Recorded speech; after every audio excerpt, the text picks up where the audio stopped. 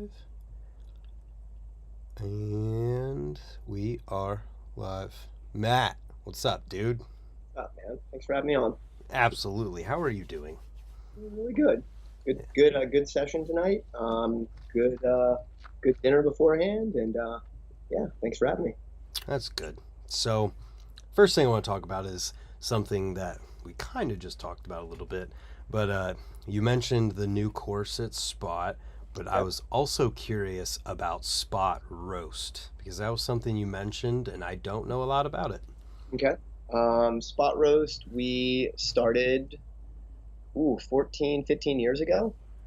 This is the 10th one, which is a big deal for us, but it was put on hiatus from COVID. Actually, it was on hiatus before that for 2 years, so it might be 15 years now that I think about it. But yeah, this is the 10th annual Spot Roast. It's the contest that me and the crew here throw in town, and I'm super, super stoked. This is the first year that Skatepark of Tampa gets a new course every single year. Mm-hmm. We're so lucky to have. This year, it's actually changed twice already. So Wow. it's the first time in Skatepark of Tampa's history where we got a new course 3 months ago. It didn't work, so we got a brand new one. And it just opened Sunday night. Wow. Yeah, it's awesome. That is awesome. Shout out to them. And they've always been, I mean, since they opened in '93, they've always been super into BMX, super supportive of what we do. So definitely thankful for everything they've given us. Nice. That's really cool. So who all are you working with to make the Spot Roast happen? The spot roast we have done independently for years, and then in the past, probably 6 years ago, we did it in collaboration with FLBMX. This one is also going to be a collaboration with FLBMX. It might not be that case. We kind of alternate on and off. So this Hmm. year's one year, next year it might just be spot roast by itself. But yeah, this year it's in collab with FLBMX. Nice. I meant like people wise. Like who's the people helping you do it? It's just locals. It's just whoever. It's most of the friends that I ride with. Yeah, we kind of all just get together that day and do all the the back end stuff. I mean, there's two guys that run FLBMX that will be helping as well, and then I'll get a judges panel and some head judge as well. So I have to recruit judges for the day that are going to be as objective as possible. And then I need someone to help me mop and grab food and all that other jazz. So it's just kind of it's almost like a collaborative effort to make it happen. So Nice. Yeah, Shane is actually in the chat right now. The one that was riding at Spot. Yeah. oh wait, Shane that was writing it. Shane M. He said just got done riding bikes with Coplon at Spot. It's awesome. What's up, Shane? Yeah, pretty funny. You're actually on top of the ramp. Shane. Awesome to see him. So, last thing about Spot Roast is just like what does the day look like with Spot Roast? What are you guys doing for the jam or event? So Friday night, it's actually this year is going to be a 2 day. Actually, not really done as a two full day event, but Friday we're opening up at 2 just for practice until 6:30, and then we're doing a 16 rider head to head game of bike. Whoa.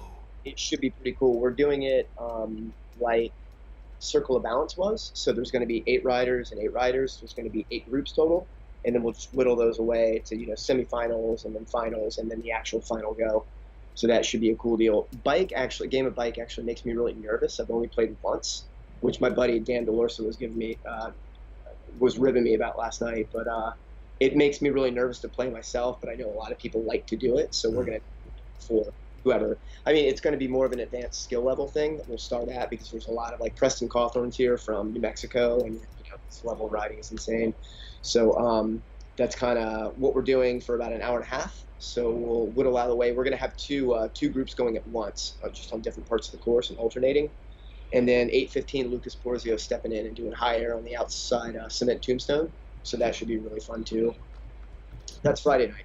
And then Saturday we're opening up early. Contest starts at 11. And I think it's 9 events. It's 3 street events and it's 6 park events. Nice. Brackets. It's a women's class and then open in both street and park, which is pro for we just call it open. So Gotcha. So you're talking like people are gonna have runs and yes, yeah, both street and park. It's just going to be two 45-second runs. Best run counts. awesome. Is there anybody lined up to like document everything? Um, we're gonna have DeGroot do a live feed for RBMX. Honestly, everyone there is just filming as is. Yeah, So kind of just leave it up to whoever. I mean, Spencer Forsman's in town for a while. I'm sure he's gonna film it. good, He's back here for a bit, so I'm sure he'll snag a lot of that stuff. good. But like no one like I haven't asked anyone to do it. It's just kind of a collaboration. If anyone wants to do it, by all means. So Cool. I was just asking to see if I was gonna be able to like see everything that happened afterwards. sure. So I'm sure. Yeah, I'm sure it'll end up on a bunch of different. Cool. That sounds really fun. Sounds like Yeah, a good day. a lot of people are coming in. I've got to actually do 2 airport runs tomorrow, and then I got to meet the keepers. Shane and Dylan are driving down, so I'm meeting them as well. And then Corey Faust gets in tomorrow. My Cal Laren gets in tomorrow. I got to pick them up, and then yeah, it should be a really good time. Nice. You mentioned Lucas, and I just want to shout him out for that freaking clip that just got posted on the new Uh, setup. the back tire bonk to Fufanu. Yes, that was that on his Instagram? I'm sure he posted it. It was. I don't even think that clip justifies how ridiculous that is. Yeah. So that wall ride setup that was temporary. That was only at the park for 2.5, 3 months. So that wall, that vertical wall is now a slant wall, which is incredible. It makes it so much more like palatable for everyone. But yeah, for Lucas to bump jump that in Fufanu, and I think it took him like I was there. I probably filmed that clip 25 or 26 times for him before he finally got it. And then as you could see, kind of dipped down and then kind of yanked it back in. Yeah, it is incredible. I mean, that is just the control of that is wild. Love it. I when we rode with him at dang it, the guy's name's his ramp, Allen's ramp. Uh, Really? Yep. when we rode with Lucas, because I don't know as much as I should about the history of things for some things, I did not realize how like amazing Lucas is and his like past in BMX. Yeah, it's wild. I don't know if he has still done the most intense thing I've ever seen done in Tampa Riding Street. He did the second stage rail that he's posted a couple times. I'm glad I wasn't there for it. There's no way I could film it. It was too nerve wracking for me. But second stage rail, drop on one side, and then when he landed, he actually had to immediately thread between a cement light pole and a metal electrical box. So not only was the rail nuts, but the landing was crazy because he had to not, just like run into this pole or the electrical box pulling it out. So, but yeah, Lucas it's so awesome to ride with him. But I mean, he'll openly admit this. He has a hard time doing gym stuff. Like he can only like his brain only functions big and scary. That's So awesome. it's hard to get him out just to ride curbs. Yeah. Well, I mean, like the context of the session that we had was like he was only there for a little bit and he was killing it, but it was like I've never seen this guy before. He's killing it. He did a gnarly Fufanu at Swamp Fest and was just like, this guy's awesome, but I had no idea how awesome. And then to see the jumping pictures and videos that he's shared of, yeah. Shout out to Lucas Porzio. Dude, glad he's in Tampa too. So, Yeah. Uh, but anyways, I want to talk some more about you. I want to hear about some of your history in riding, like the very first memory that you have of BMX. the very first memory I have is I was riding my brother's mongoose. I think I've actually had this conversation with Scott Town as well. The specific mongoose, and I can't remember the name of it. It was just kind of a hand-me-down bike. My earliest memory of riding a BMX bike was riding that bike without shoes. I remember that I was going to SeaWorld that day. My parents were going to take me to SeaWorld, and I was pedaling around the neighborhood really early. I don't know why. And this really tiny lap dog started chasing me. It chased me down the block, and I'm like, that was kind of fun. It was a rush. So then I did another pass, and it chased me again. And then I don't know why. I did it a third time, but I was pedaling to have this dog chase me again, and a car was coming the other direction. So the car blocked the dog, and then the dog shot out from behind the car, and I T-boned the dog, Oh, flipped over my handlebars, and I remember my knuckles were completely like, when you're you like have gouges in your knuckles from falling on the ground, and like you've never ridden without shoes. I'm glad that was the only time I'd ridden without shoes, but like the knuckles on my toes were completely worn, and the dog was fine. It ran away. It just like made a yapping noise and ran away. I was pretty screwed up. I'll be honest with you. Wow. So that's my first memory riding a BMX bike. Holy cow. What about like seeing, like real BMX? What's your first memory you have of that?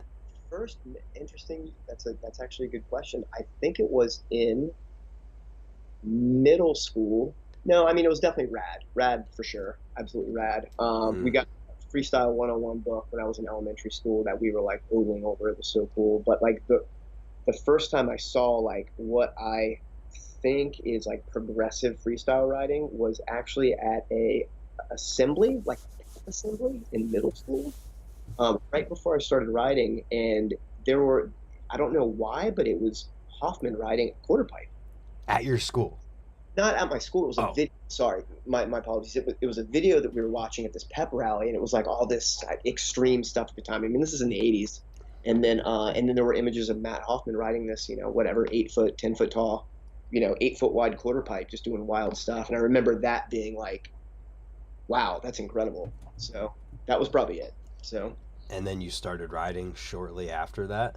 after, yeah, I saw Rad for probably the 10th time on Thanksgiving Day, 1989. And I don't know if this happened to you, but it was like the day that I said, I am going to ride BMX. Today is the day I start riding BMX. Huh. So, and that was however many years, 30, what is that? 32 years, 33 years now. Crazy. That that's pretty cool though. So that was your brother's mongoose that you hit the dog on, and then I'm imagining you had some kind of a bicycle at that point too, or you got a bicycle. But what was like the first like, you riding now? You got to get a BMX bike. What was that? Got a Kent from Ames department store, and I Kent is just like one of those brands that you find at Walmart, I guess at the time. I'm sure they're not around anymore, but it was a green Kent with like white mags, and that was my first BMX bike where I was like a BMXer, Mm. and painted it camouflage. I painted Nice. camouflage, and I remember pedaling that to school. And then soon after, I bought a GT Performer. Remember, it was $299. I bought it on my birthday, and then rode that for a bit, rode flat, and then I traded that, which was an awesome bike, for a Diamondback race bike because it looked to me like an S&M. So that's Oh. so I was like, oh, I'll get that. And then soon after was when I kind of found the crew that I still ride with actually. But there was kind of like two groups of riders in Tampa. You were either on Team Hoffman or Team S&M. And because we were all the punk kids, we all rode S&Ms. Like my whole younger crew rode S&Ms, and all the older flatland riders who were like 4 or 5 years older than us all rode Hoffmans. Huh. But yeah, I traded that Diamondback, I think, for an S&M Mad Dog, I believe, which was Muller's bike. Mm. And then soon after, I got a dirt bike, and then I just kept buying dirt bikes until I bought a menstrual cycle, Keith Trainer's frame. Yeah. So yeah, so Shout I out to think after Keith. probably 10 years, all I rode were S&Ms. So That is really cool. So when you first started, like obviously people have the I was, hitting curbs and stuff, but what was there to really ride when you were starting to get into freestyle like heavily? So, I mean, we literally rode curbs. We would dig ruts in like little ditches and have flyouts and stuff, and then we would build them bigger and bigger. And then finally, we actually had some. There were a couple of hills in Tampa, which is really weird because Tampa, I mean, as you know, it's flat. Right. Super. Florida's really flat. So there were two hills in particular that we just dug lips into that we had built flyouts out of. And there was this dude that had a mini ramp over near my buddy Dan's house that we went to ride. That was kind of our first experiences riding a mini ramp. So this is probably 1991. Okay. And 1991 was actually the year that Brian Schaefer, who owns Skatepark of Tampa, unofficially opened the Skatepark of Tampa. It was in Oh. 91. So it used to be over in right near Tampa Stadium. It was just a warehouse where they had a vert ramp because all those older skater dudes from here rode vert, and they had a mini ramp behind it. And I remember our parents would take us up on Saturday nights, and Brian would allow us to ride for $3, and we would just carve the vert ramp and then carve the mini ramp, and that was from like 91 to 93. In between that, we would just build dirt jumps. Everything was carpeted too. We'd have to build like sand jumps and then carpet them. So most Yeah. dirt. Then we got in the street in like 92 and rode. We had some really good ledges here that we rode that were really fun. And then Skatepark of Tampa opened up in 93. And then that was just our home park. So, and it's still like where we all go to get together. So That is some pretty amazing history. How old would you have been in 91 when you first got to ride that? 91, I would have been 13, 14, 14. 13, 3. Yeah, I was 14.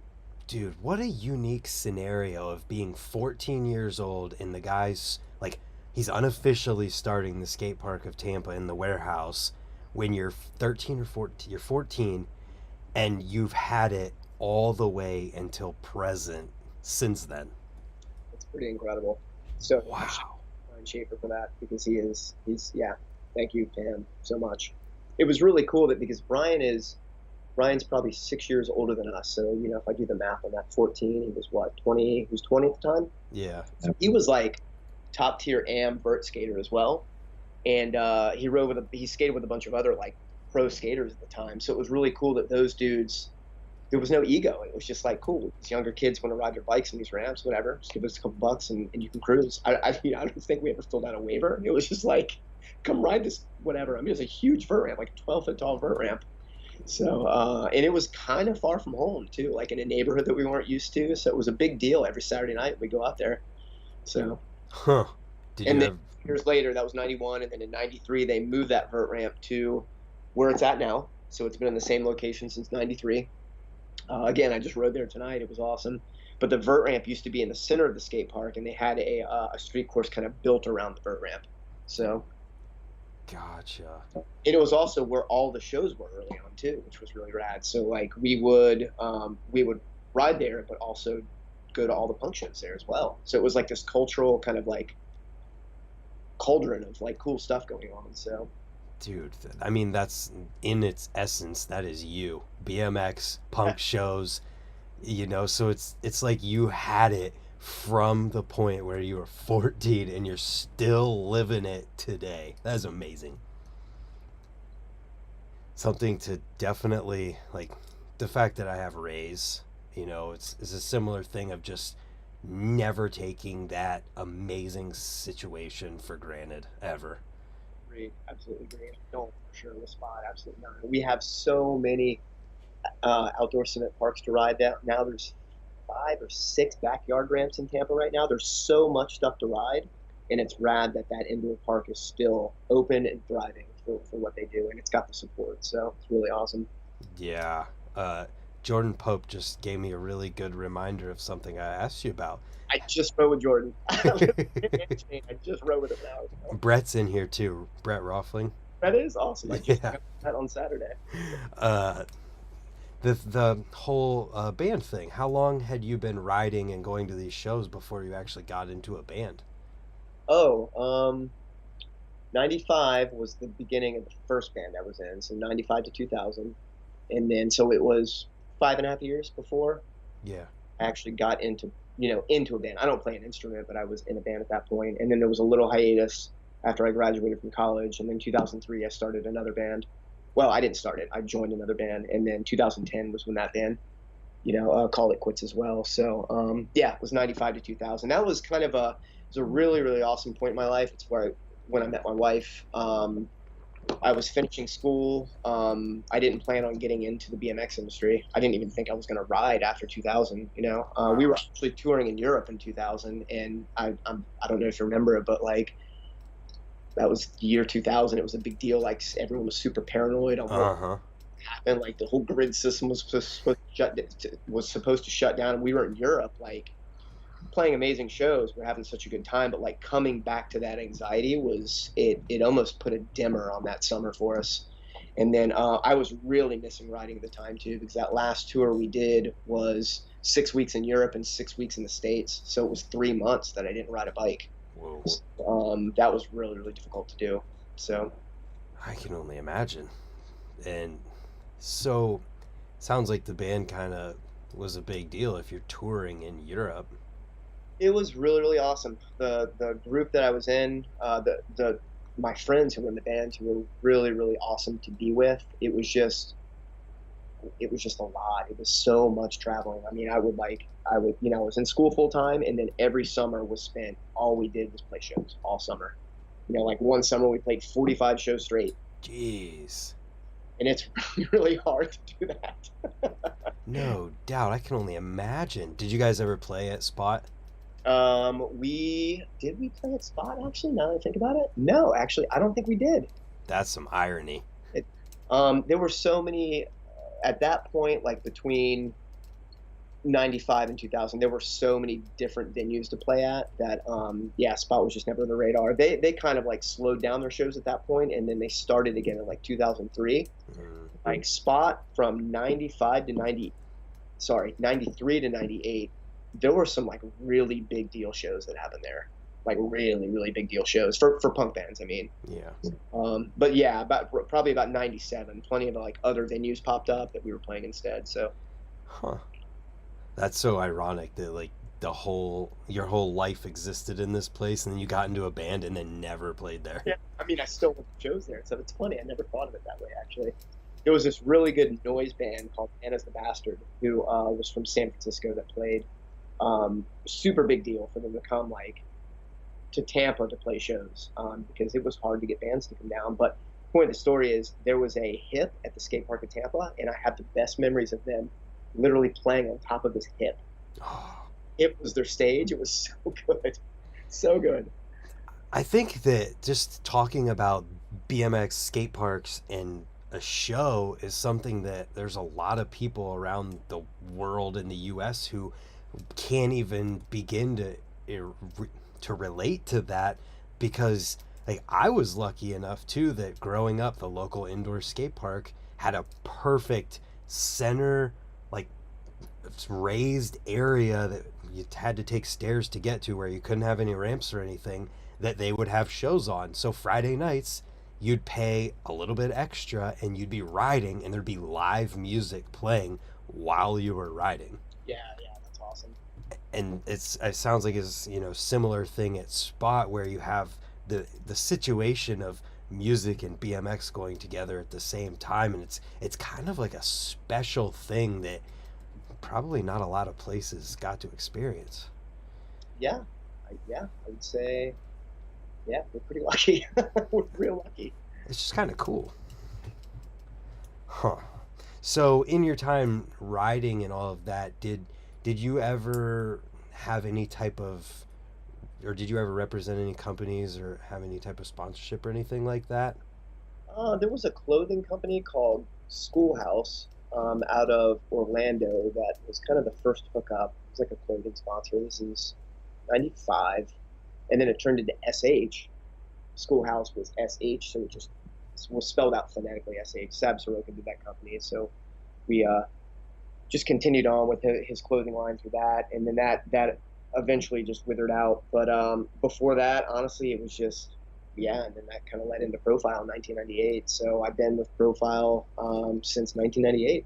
So 98, what's the math on that? I don't even know. Long time. Uh, what is that? 25 years? 5 years. Um, I was just asking because it sounds like you took the band stuff really serious, so I wondered if there was any kind of overlap between having to, have sponsorship duties riding for a company and then also do the band stuff. No, I mean, then Jeff Harrington was the TM for Profile at that point, and we would just kind of catch up when I got back from tour. We would do things kind of intermittently, like we went to all those CFBs at that point, and we did a bunch of different road trips. So we just kind of fit it in. Looking back, like it's anxiety producing to think about it because it was nonstop for me. I mean, it's pretty nonstop now for me as well. Yeah. Then it was just like, yeah, school, band, tour with the band, BMX road trip. It was just like nonstop. So awesome. Don't get me wrong. I don't take it for granted, but it was a lot to fit in. So, and then my wife and I were together at the time too. So it was, balancing the relationship as well and my family. So Yeah, that yeah, it's an interesting thing to hear about, just learning about the history of that. So you got involved with Profile in 98 and that was as a rider? provider, yeah, 98. And then how long did it take you before you started fully working there? 2001, September 1st, 2001 was when I started officially there. And I tried to get into grad school for English. My wife she got into grad school at UF for English. And then I was trying to do the same and I just couldn't do well on the entrance exams. So, which was really, really frustrating for me. So, I was kind of panicking. I worked at a skate park at the time, Central Skate Park here in town, and I actually got a job at the Hartford, believe it or not, like in the insurance company, because I was like desperate for like a real job. It was this weird point in my life where I'm like, I got to do something serious. So I went in, did that interview for the Hartford, and then the same day I went and had an interview with Jim. Yeah. And I didn't think of it like it's just, I was just thinking, oh, it's just going to be another like whatever, like low paying gig as a backup essentially. And I got hired by both the Hartford and Profile the same day, so I had to make the choice whether to like wear a tie Yeah. or go to work selling bike parts. And I'm like, you know what? I'll milk this for a little longer. And sure enough, here we are, 21 years later. That's what I'm doing. Whoa. Yeah. So that first job what was the first job? Um, Job at Profile, you mean? Yeah. I was just brought in kind of as a salesperson to take over. So Jeff Harrington was the sales manager and the team manager, which I am now as well. And he was leaving. He was planning to leave to go work for Last Call Distribution at FBM. So that was 6 months after I started. So basically, I came in, and in 6 months, I had to basically fill his shoes in 6 months, which was super overwhelming. No I doubt. experience in any of the stuff, I'm like, I don't sell bike parts. Like I feel uncomfortable doing that. Yeah, that's 6 months later. That's where I was at. And then it was one of those deals where I'm like, I'm going to stick with this for a little bit and see where it goes, and then stick with it and stick with it. And then here I am again. I'm still Yeah. years later. Dude, was there any kind of voices in your head telling you to go work for the Hartford and consideration for it at all? Or was it just, Honestly, no, Grant, for real. Like I didn't think, no, no. The pay obviously was a lot higher, but I was like, I want to have fun. I want to enjoy what I'm doing, and it worked out. Thankfully, I'm glad I didn't go. yeah, oh, no doubt. Huge bummer. So, Dude, life would be completely different. so, Well, I'm glad that you made the choice that you did. shoot, thanks. That's pretty wild to think about all of that. And then somebody had a really good question in here. Is Jacob Fawcett said, what was your first profile part? That's a good question. It was SS cranks and 180 with a 44 tooth blackjack sprocket. Nice. And my bike at that point, I had front and back brakes. I had 4 pegs, and my bike weighed 45 pounds. And thinking about that now, it makes me anxious. No kidding. With That bike, so great. carbon ribs. I weighed my current bike the other day, and it was right at 20 pounds, and I was so upset. I'm like, man, I wanted to break 20 off this. But yeah, it was a 45-pound bike with that huge blackjack sprocket and those 180 SS cranks. Like, what an overkill! So ridiculous. Isn't that wild to think about? Like freestyle with super long cranks. Yeah, it's crazy. And also, it's just not like that. I mean, I think Scott talked about it as well with that first bike that he had. It was what he said, 55 pounds. Like, I'm surprised it was still intact. I feel like bikes broke so much easier then because they were just overbuilt and too rigid, so you would always break parts. And it's like, I have this lighter bike now, and knock on wood, but like it lasts me longer. Yeah. So Yeah, that it is pretty insane to think that your current bike is less than half the weight of the bike we're talking about. crazy. And the one I'm building now is going to be even lighter than that. I mean, I'm still, not at the 17-pound range, which I would be stoked on, but whatever. 2020 is good. Holy cow! So you're building a new bike then? I am, yeah. I actually just got it 2 weeks ago. Alex Lepak actually built it for me. I was literally, hold on, do I have it written down? I didn't write it down, but I had the question of how long before you're on an Alex bike. And it's funny, I just rode with him too. So I just rode with Shane, Alex, and Jordan Pope all the park. That's so sick. Got it 2 weeks ago, and honestly, it's incredible. It is truly like a piece of art. And he's so modest and humble about what he does. Well, met Alex. Alex. Yeah. He's so good at everything. He's an amazing rider. He's an amazing human. And then for him to like give me that bike, it was almost emotional. I'm like, man, this is like a really special thing we did. So we're building that right now. Crandall and I and Rob Delecki are actually getting ready to do a pretty long, wild ride in South Florida around Lake Okeechobee. Mm-hmm. So I'm building that bike to go on that ride. So yeah, that's on my list of stuff to talk about too. So I'm going to try and remember to talk about that right after, but I want to keep talking about this bike. Because for people who don't know who Alex Lepak is, this dude told me the story whenever I met him about not Danny Laws, not Danny Laws. I know where your brain's at. No, he told me the story of the $1 million weld that he was a part of doing. Like, I don't know the story. Well, he just talked about how it was this enormous pipe or whatever it is, and he had to fill, a gap that was 2 inches or more, something crazy, with a weld, and then it had to be inspected so that it had the same structural integrity as the pipe that he was connecting with them. And it was like $1 million weld or something like that. So when you talk about this frame being special, like, there's a reason that it's even like more on top of the friendship aspect of it being special. I did not know that story. Makes sense though. I mean, he's done some pretty amazing things, and also you've heard his stories. His story, going on a road trip with him, so entertaining. It's just hours of great stories. If I don't get to hear a Danny Laws story this year, I'm going to be sad. Because that was just the best. Yep. So you're building an Alex Lepak frame. Yep. How any other radical changes from what we did with your bike check? No, it's the exact same bike. It's just double butted tubing. It's a lot lighter. It's 4.1 pounds, which is pretty wild. And then I mentioned to you too. We're doing. We're not producing this, but we made one just because it's ridiculous. But we made a plastic hub that I actually built up.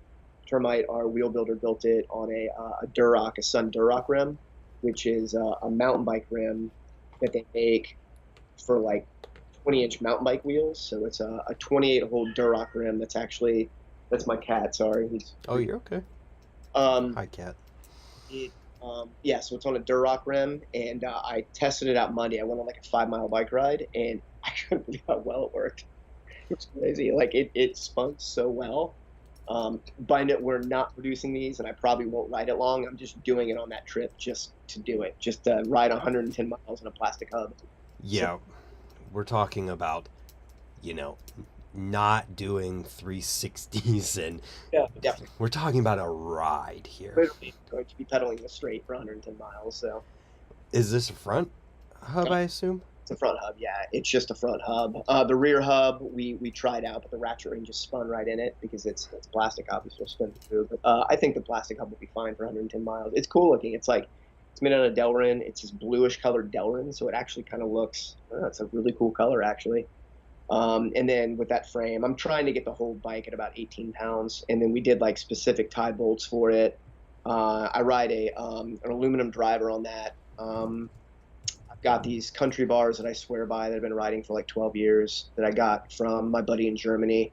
So it's the same stuff that I have on my current bike. It's just some of the parts are a lot lighter. So that's all. Except that obviously the plastic hub and it being a Lepak frame. So right. LPK. Sorry, it's an LPK frame. LPK. Got it.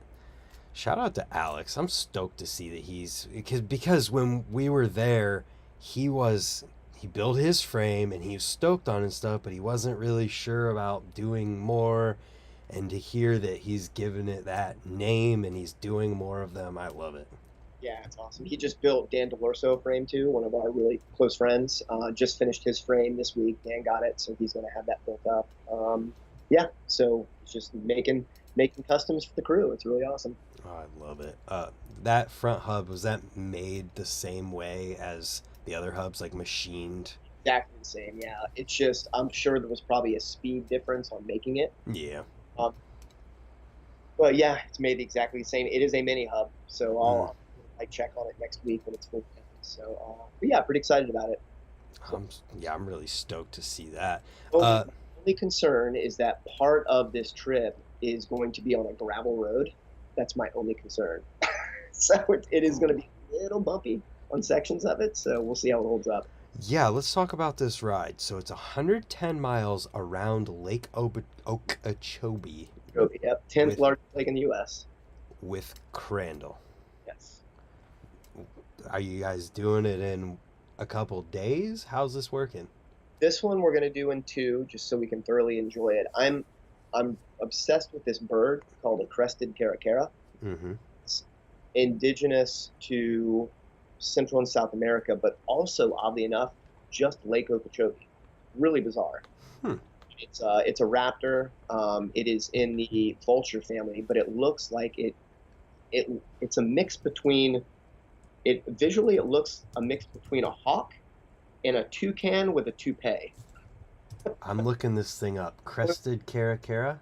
Yep, it's a crested caracara, but Um, its range is only in Florida around Lake Okeechobee. what a cool looking bird.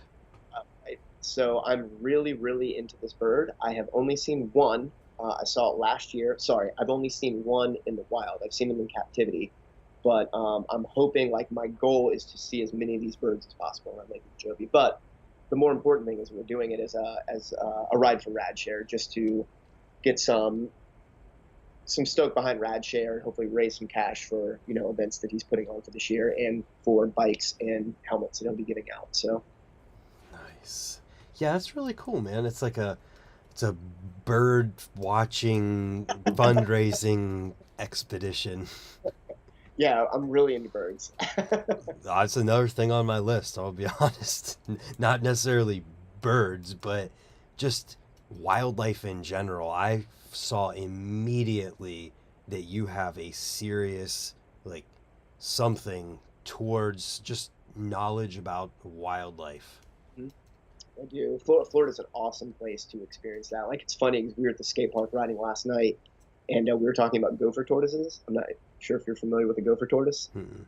Also, an indigenous tortoise to Florida. I think it might be in the South as well, but it is basically like it is an incredibly important part of the ecosystem because it burrows into the ground. Mm. So when prescribed burns or like when lightning strikes and there's a forest fire, all the creatures in the forest that can fit go into the gopher tortoise. Oh. So it's illegal to hold them. It's illegal to capture them. It's illegal to touch them. So, but I was riding street one day. Funny anecdotal story. I was riding street one day, and in downtown there was one in a park. So when you see them, it's like it's a big deal. I mean, they're pretty. They're not rare, but when you see them, you can't be around them at all. And there was this gopher tortoise walking across this park, and this family walked up and picked it up and were going to throw it in the lake because they thought it was a turtle. So Oh I'm, no. no, do not do that. So I actually had to physically take the tortoise from them and like move it into the bushes. And I'm like, man, there's no cop around here. I don't get in trouble for this. Like saving this tortoise. Dude, yeah. I mean, what kind of trouble can you get in? I mean, it's a federal offense, so Wow.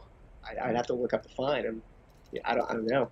But you could get in some serious trouble for that. I'm sure you can get out of it because it's an animal, but technically it's a heavy offense. Yeah. We were riding that park last night talking about gopher tortoises, and the reason it came up is because this street plaza we ride, there are a bunch of ospreys that live above the skate park, Mm-hmm.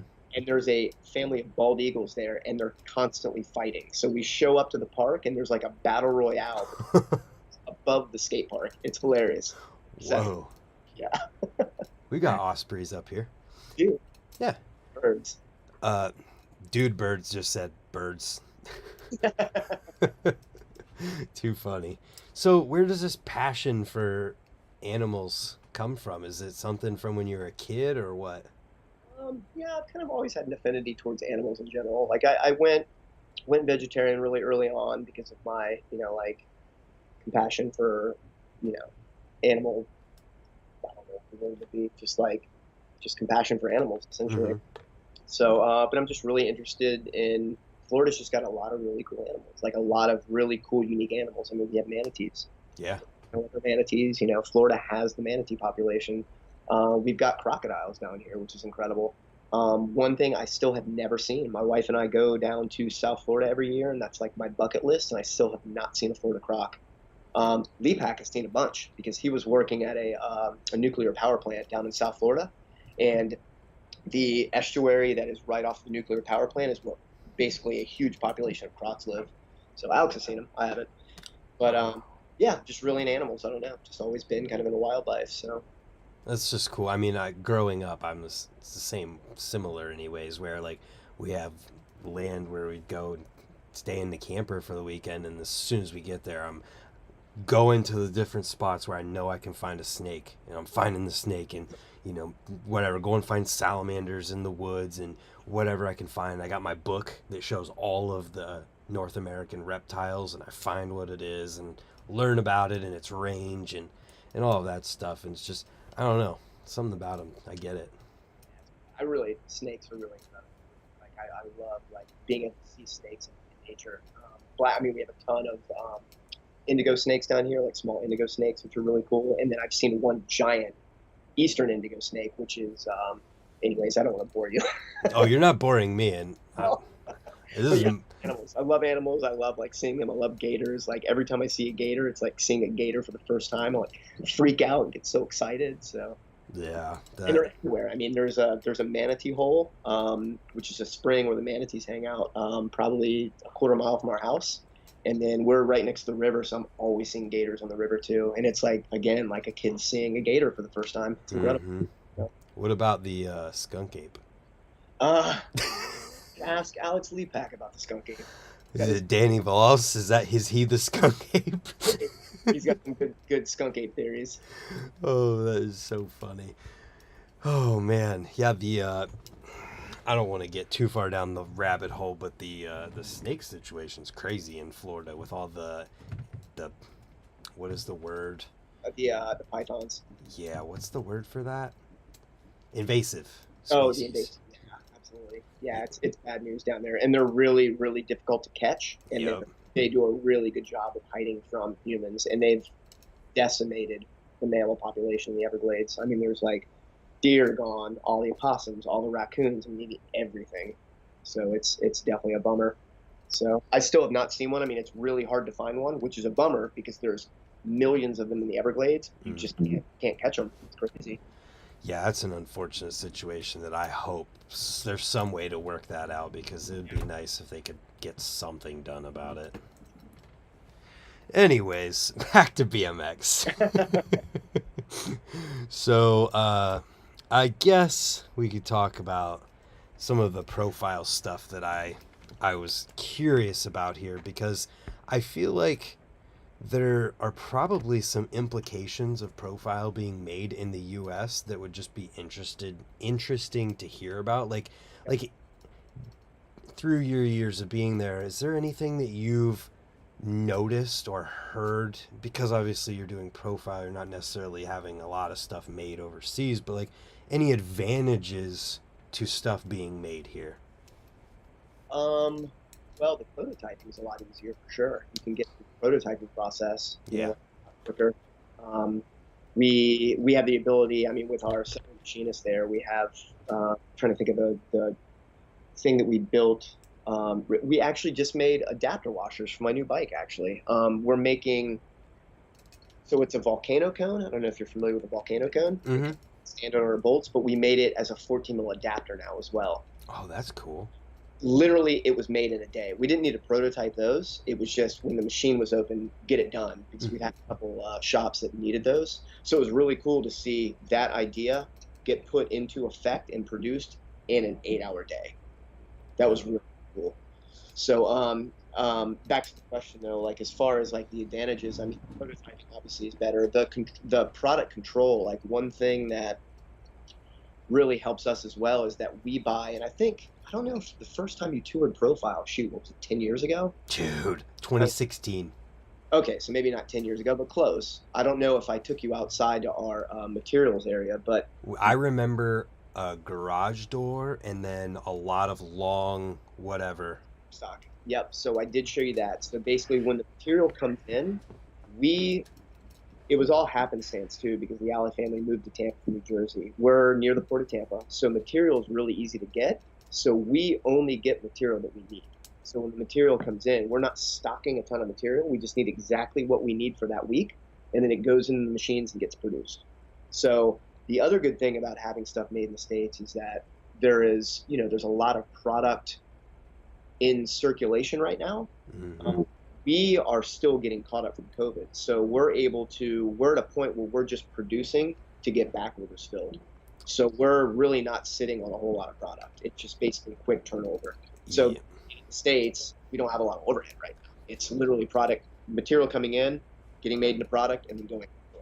So That is actually something that I anticipated and was one of my questions was if it was easier to act more quickly on that because you guys are so much closer, I feel, in what you're doing than when you have to plan ahead for so far ahead when you have to worry about, lead times for the factories over in Taiwan that you just answered exactly. yeah.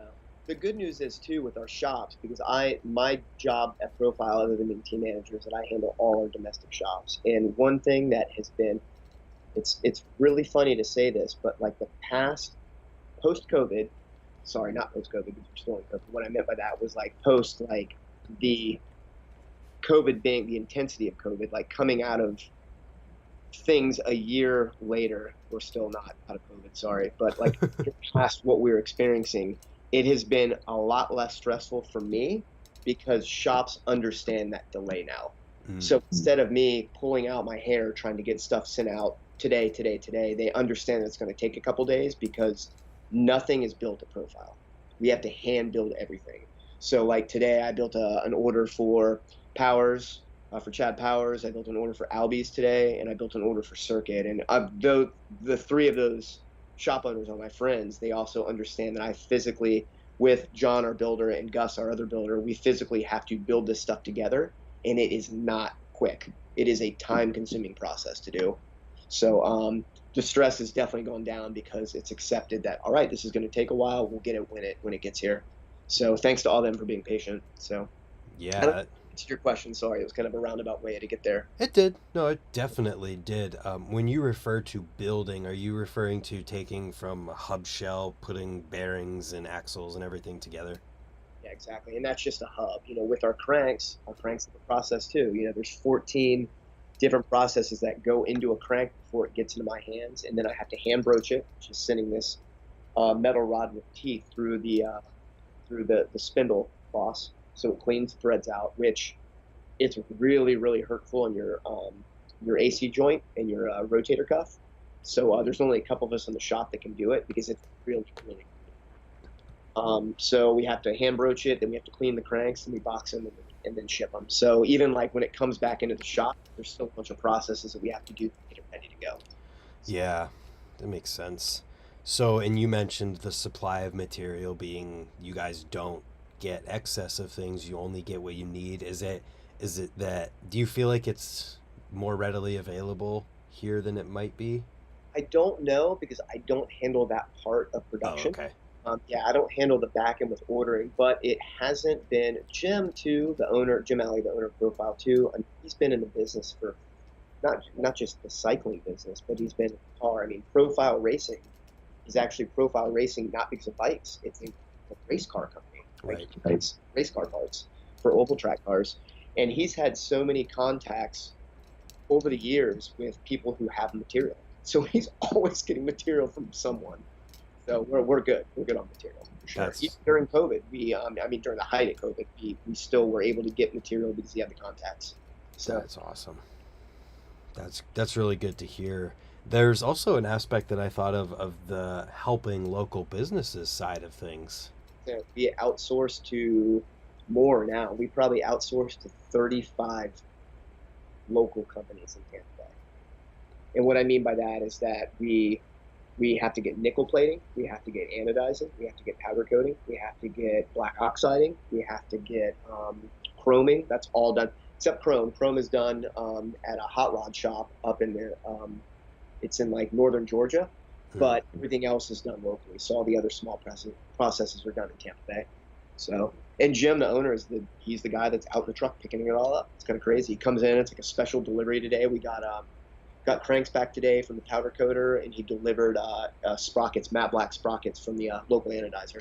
So it's pretty. Nice. That is super cool to see that he's still that involved. Yeah, very much so. And the first three processes of our cranks are all done by Jim, Huh. by himself. That's what he does.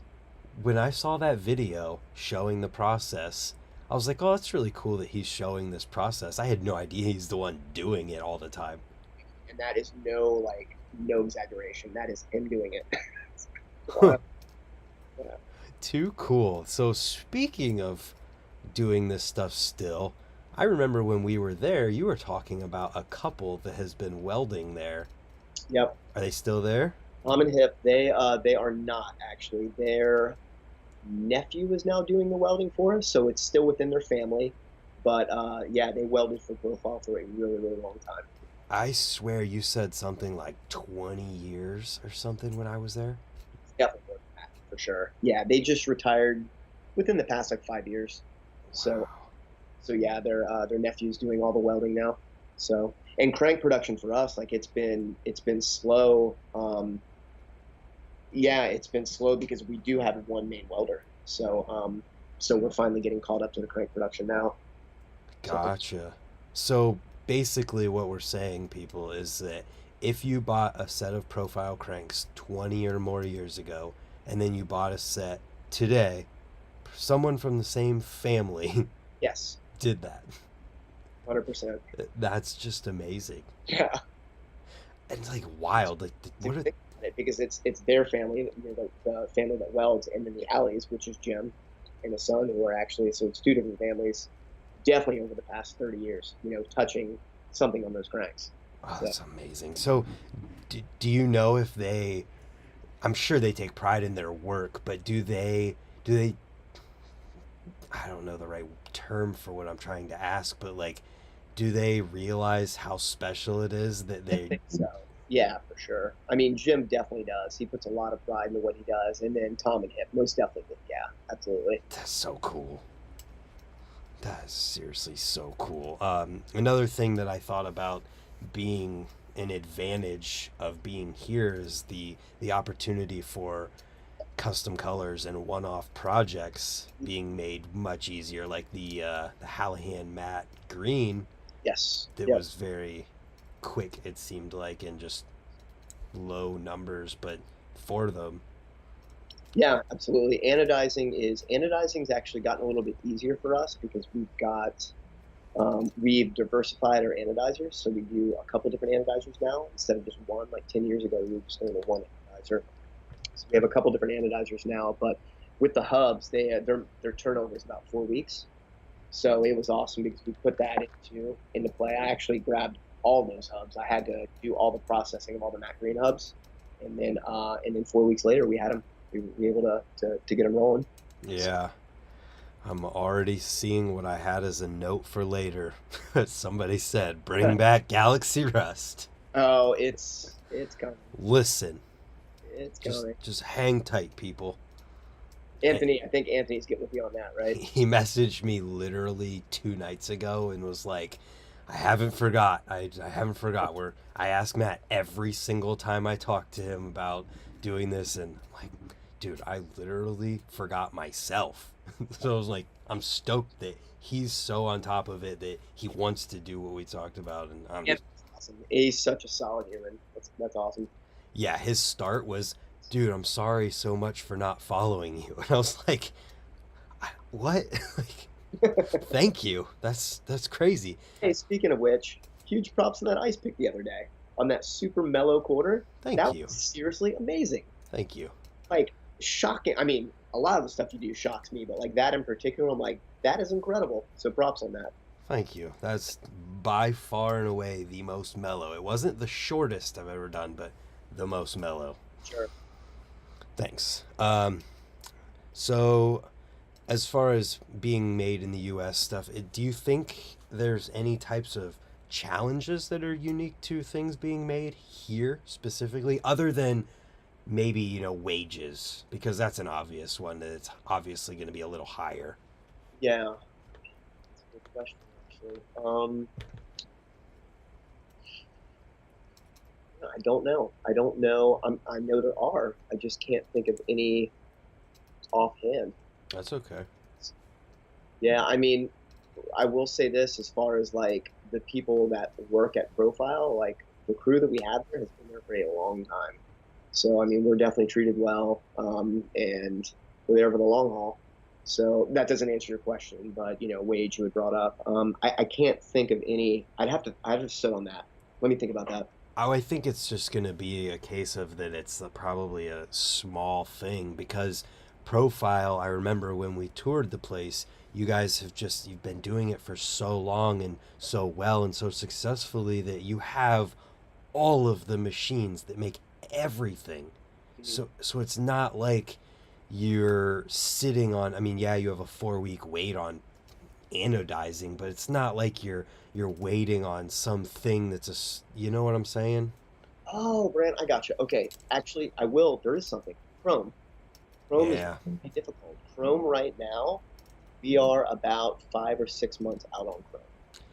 So that's even then that's not like because you're in the US though. Chrome's crazy overseas because it's so expensive and hard to do. Yeah, no, for sure. I mean, there's environmental issues. I mean, Chrome is going to go away one day. We'll just put it yeah. that way. Oh no, you're absolutely right. It will. We do go to a dialed chromer, Mm. honestly, because they're so busy. Maybe it's because it's been kind of whittled down to just a couple people that do it in the States. Yep. So I'm assuming these are conjectures. I have no idea. I don't handle that part, but I know I get calls for it every day, and I have to tell people it's 5 or 6 months. But Yeah. yeah, definitely mismanaged for sure. And it's a bummer because Chrome is awesome and it looks great, but Chrome is just terrible for the environment. 100%. Have you ever thought about, or you guys ever talked about? I've seen there's something that is like a process where you spray something on it and then you wipe something. I don't know specifically, but there's different ways of doing something that looks like Chrome. Yeah, I mean Dave Briggs, who I'm sure you've seen some of the R videos with, who is Dave is one of the smartest people I know. Mm-hmm. Yeah, he's told me about several processes that are alternatives, but they're pricey, Yeah.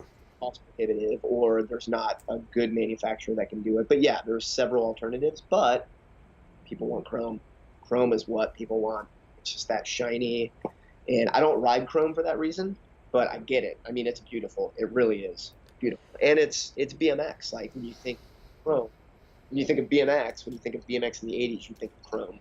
Yeah, it's gonna be a thing of where eventually, when Chrome is just whittled down to where only two people in the whole world can do it, they're gonna find the way to do it, and it's something will happen. Either way, do you feel like there's any other unique opportunities or cool things that come up from being based here in the U.S.? Um, that is also a good question. I'm I trying to stump you here. it just makes things easier for us.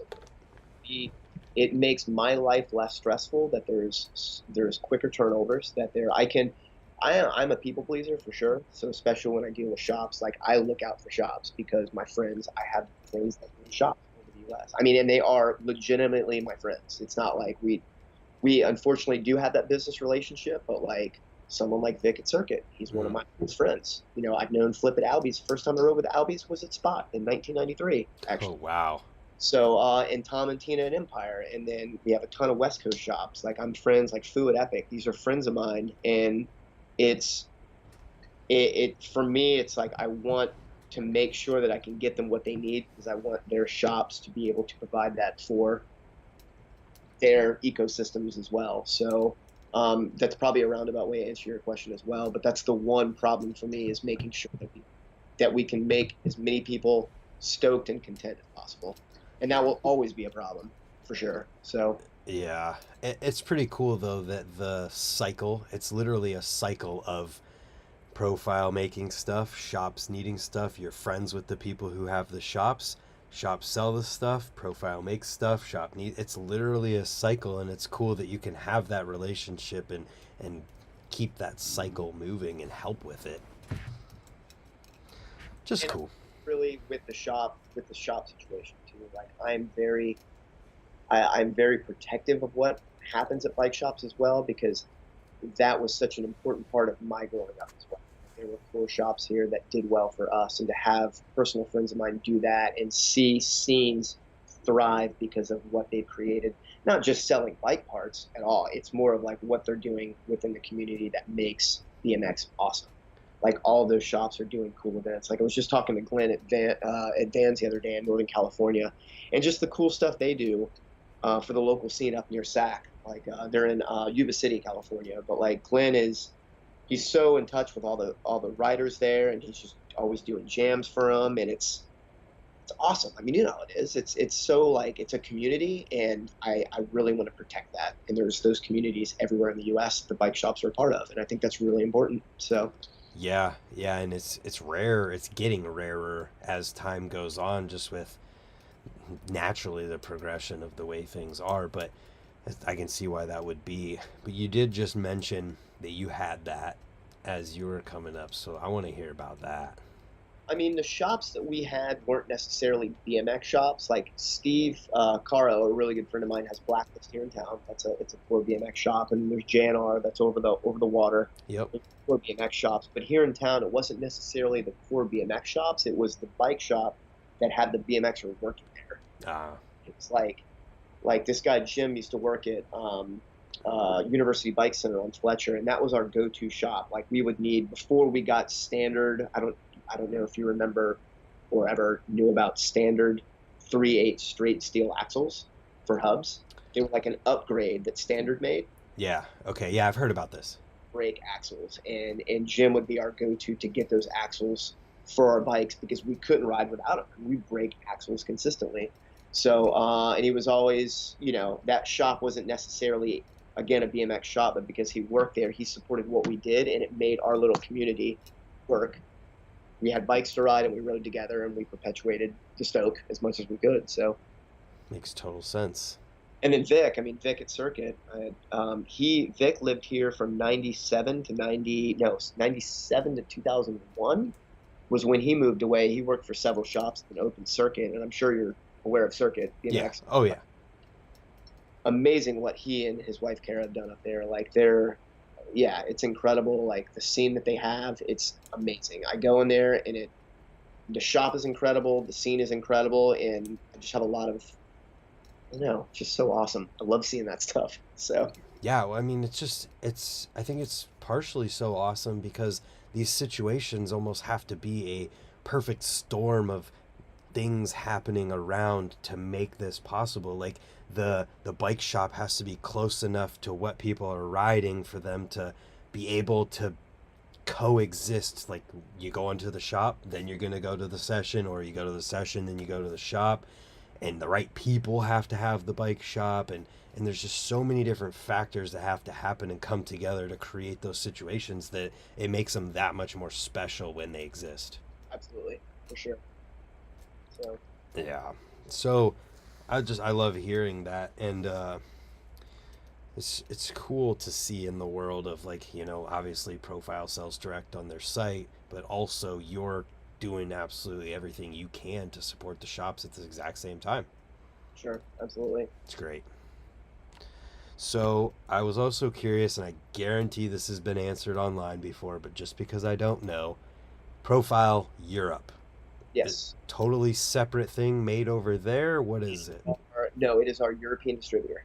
So you make everything and then it gets sent over, or how's that work? Everything here and everything, and then it gets sent over. So basically, Jim has given them that name opportunity to exist as our sole distributor in We actually have multiple distributors, but they are the main one that deals with shops in the UK.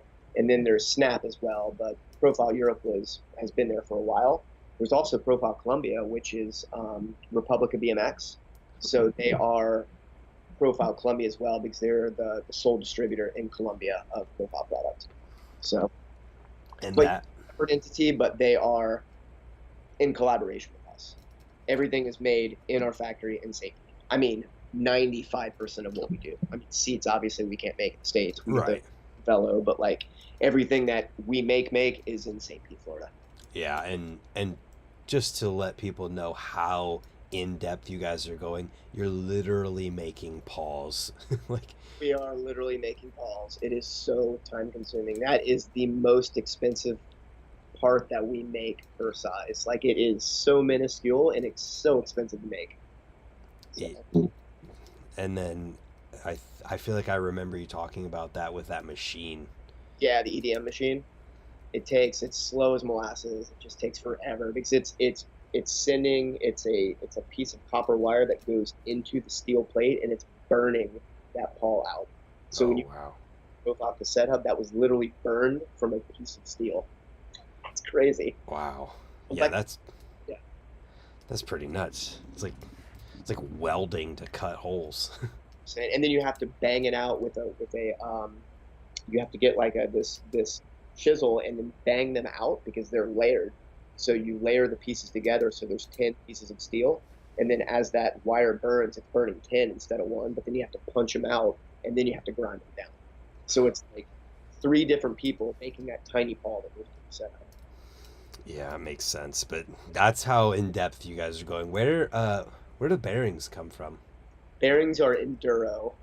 They are, I'm not sure, Brand. I think they're from Japan, I Either believe, way, they're enduro. but they're not. Yeah, we don't make our bearings. But So that's like the only part of the hub, right? yeah, it would just be the bearings, our mid bearings as well. I mean, our bearings in general are not made in the States, but is that it for the hub? That is it for the hub. Yeah, just the bearings.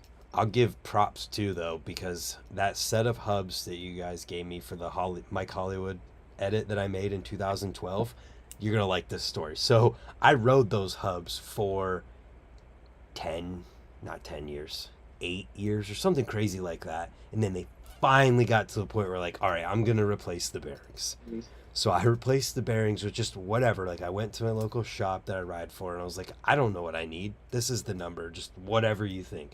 And we got some random like they were just the bearings that were there, and I think they're probably like made for a mountain bike or something. And I just went through those in like a year. And after that, I didn't get new bearings. I just took my old ones, took off the seals, cleaned them out, put grease in, and put them back in. And that is still what is in those hubs. I hate new bike parts. Like even though I'm building a new bike, it's painful to me to build. There's some older parts on there, but that's one thing for me are the hubs and hub bearings. I like them. I like them weathered. I like them old and weathered. I get it. And like literally, the video that came out yesterday on my thing started with showing Jake Boer's front hub.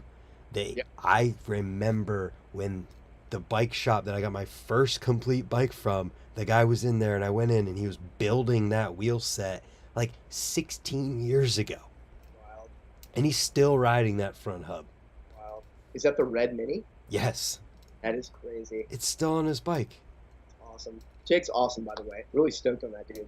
Yeah, he's so sick. Goes to Tulsa. Tulsa is one of my favorite cities. So Yeah. solid human. And Jake is just, I mean, I grew up riding with him, grew up watching him do some of the craziest stuff and being dialed at it at that. Powerful rider. Such a powerful rider. Yeah. Shout out to Jake. But the fact that he's riding that hub, and he didn't say anything about it, but I mean, I know you guys, or at least I think I know you guys make a slightly bigger, or get a slightly bigger bearing, Yeah, size bearing in case like your flanges get pulled over time. which I don't know that that's happened for him, which is, it's just cool. Like the fact that that even is a thing. I'm pretty sure, I mean, I'm riding all that, I was riding all that older stuff. I have 4 or 5 of those SS mini axles Yeah. just because they're solid and people have them laying around from when they rode profiles 20 years ago. I was like, I'm getting rid of this super heavy axle. That's awesome. Yeah, I'm like you, and I stock up on stuff. So I get them, get a tap, and just make sure the threads are clean, and it's back up. Style. Yeah, too good. I love that stuff lasts. It's just, I mean, we don't have to go crazy about it. Um, I'm also curious too, though, about some stuff outside of BMX, at least directly. Like, are you working on any kind of writing or books or anything right now?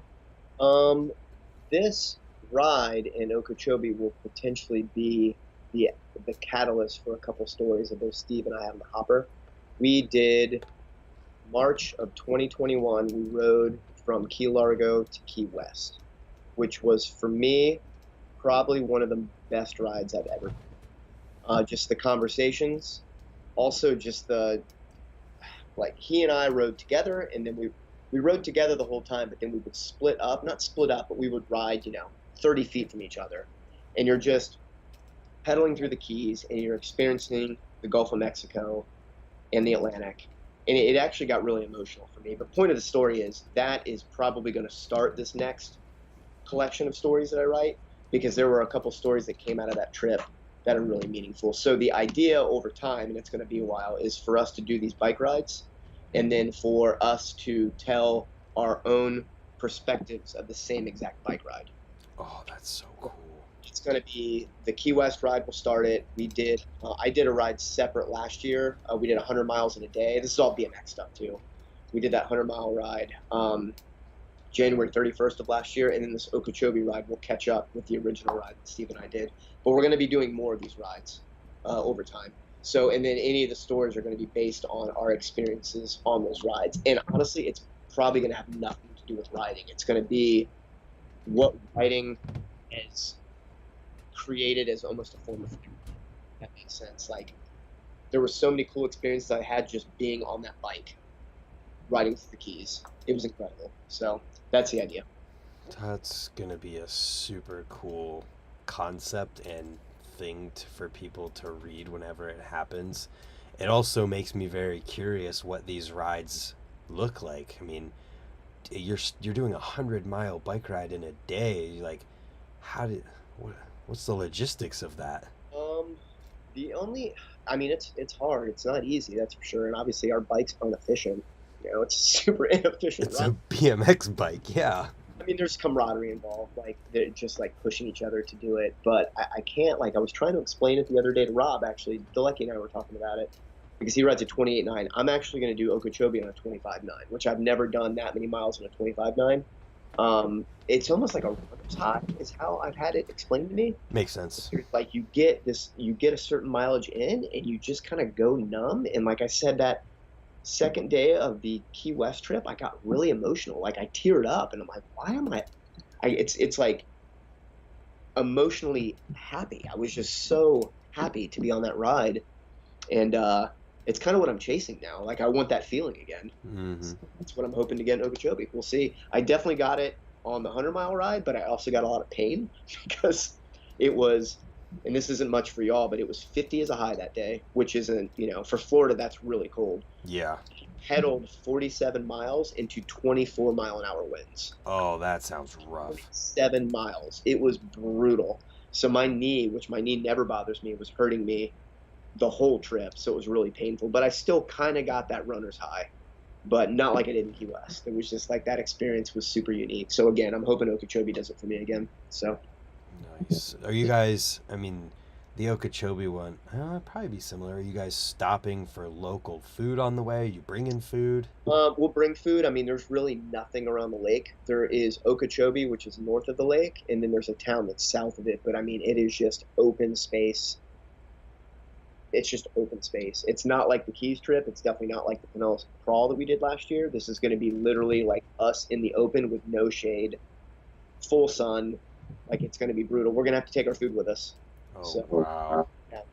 Will you have anybody like following you or anything to make sure it's We're okay? making this one. We're setting up cars at the north and the south end of the lake, so we'll never be more than 25 miles from a car. But Grant and I were talking about the other day. It's like, well, if something happens to my bike, then I'm walking 25 miles. Oh my goodness. So it goes. Wow. On the previous ones, did you guys like stop in towns for food or anything Yeah, cool like that? my wife went with us on that one, so she was a rescue car on that one. So we just stayed along the route. The Pinellas Crawl one was on near profile. So basically, if at any point we had an issue there, like we were within 40 miles of someone coming to save us, you know. So that one's not too stressful. This one's going to be a little bit more stressful because we are doing it just the three of us with no one helping us. Yeah. But it That all makes it exciting. I mean, I'm excited for the challenge. So that's gonna be tough, man. I mean, I definitely have faith if you guys have done longer rides because you said it's gonna be 2 days versus doing 100 in one day. this one we'll enjoy more. We're doing 55 miles a day, and we'll take our time. And I'm really looking forward to it. It's just crazy the time span because between now, like Spot Roast is this weekend, huge event that I'm going to be spending all my time on. Then our UK team flies in next week. They're here for 10 days. I'm doing the Okeechobee ride between our UK team getting here and Swamp Fest. So it's like UK dudes in town, going to do a bunch of stuff with them. Then I leave for 2 days to ride 110 miles. And then I come back to jump right back into that with them. And then we all go to Swamp Fest. So it's pretty wild. You're gonna be recovering at the craziness that's Swamp Fest. Excited. So Holy cow. Um, what was I gonna ask you about? Somebody just asked if there's any video projects or edits coming out in 2023 for Profile. So I mean, I guess what I was typing there was just to make sure I didn't forget to ask what's going on with Profile in 2023 that I mean, people should know about. it's our 55th anniversary. Oh, That's a super big deal for us. We're actually working on a 55th anniversary edit. That the deadline is this weekend. I just got clips for a bunch of our crew this week, so I'm going to have to edit that. I probably won't get to the editing process until the end of the month, but we're also doing a bunch of limited product. Like we're going to be re-releasing our high flange hubs in like a really beautiful gold, like our hubs from the late 90s. So those are in-house. We just have to build them up. So we'll release those in a couple weeks. But as far as video projects go, yeah, the 55th anniversary edit. I'm doing a trip in hopefully April to go visit Dave Long, who's a really good friend of teams. yep. So we can stay with Dave Long, and we're going to do a trip there, which will be a video. And then that's kind of it between now and spring, and then summer is when things really kick off. Like I'll be doing trips up north again.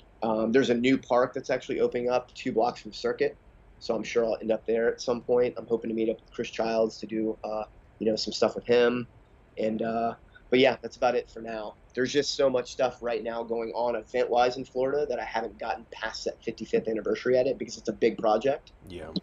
Yeah. One thing I love about Profile is that you guys are so established and the stuff is so good that you don't necessarily have to come out with a lot of new stuff. Is there anything, you don't have to say what or give details, but is there anything that you guys have been working on that is totally new or different? Totally new. No, we kind of go by that. We try to go by the Steve Jobs method, where we're just trying to refine what we're already making just to make it better, whether it be a material or a machining process that is more efficient or whatnot. We have nothing big in the works that I can mention. Unfortunately, we do have something that we're working on, but I can't unfortunately talk about it right now because I don't. Oh, I get it. If it's going to come to fruition, and I would hate to say it and then it actually not work. Oh, totally get it. But just I wanted to know if there was anything in existence. And another reason for that too is because we're still trying to get caught up. I mean, we're still struggling to get caught up on back orders and back orders and back orders. So Yeah, hey, which is a good thing though. Means you got orders. and it's keeping me busy too. So I don't like being idle. So I love being like busy. I work every other week doing editing stuff, like shop edit stuff, just like tech videos and whatnot. And then every Friday I work from home and I clock in at 5 in the morning and I clock out at 4, and it's the most productive day of the week for me. Like I love it, man. I get twice as much stuff done at the house that I do. So. Yep, working from home is very nice. I was gonna ask you too if you thought you could handle not being nonstop. No, I couldn't. I think it would when we go on vacation, I have to busy myself. Like we do the same vacation every year to Key West, and I before I go I prep. So I do either more like historical readings that are updated to like to make the trip like I make it like this historical like adventure for myself. Mm. So when on vacation, I'm up at 6 o'clock. I'm reading at 6 o'clock, and then I'm out adventuring from 8 on for the rest of the day. So no, I can't stop. It's really difficult to stop. So Yeah, I get it, man. And for some people, it's just your lifestyle is nonstop, or you gotta keep moving, and I, you've done so much. It's awesome. riding's the same for me as well. Like I have to ride 5 days a week, or it drives me crazy, and that's probably way too much. That's what makes me tick. Yeah, I was gonna ask you too if you were working on any personal video projects right now. Yeah, I switched from doing those year edits because I did one at 40, 41, 42, and then I just did one at 45 last year. So I think the next one I'm going to do is 48. So that'll give me a lot of time to work on. The last one, I went from 42 to 45. So working on something for 3 years was really, really fun. So that's what I'm doing now. So I'm almost a year in. So in 2 years, I'll have a 40 edit. Yeah, and so being 45 now, 40, yes. being 45 and having ridden since you were 14, 13, maybe earlier than that because of the whole warehouse thing. Either way, do you still have trick ideas and goals and stuff to Yeah, absolutely.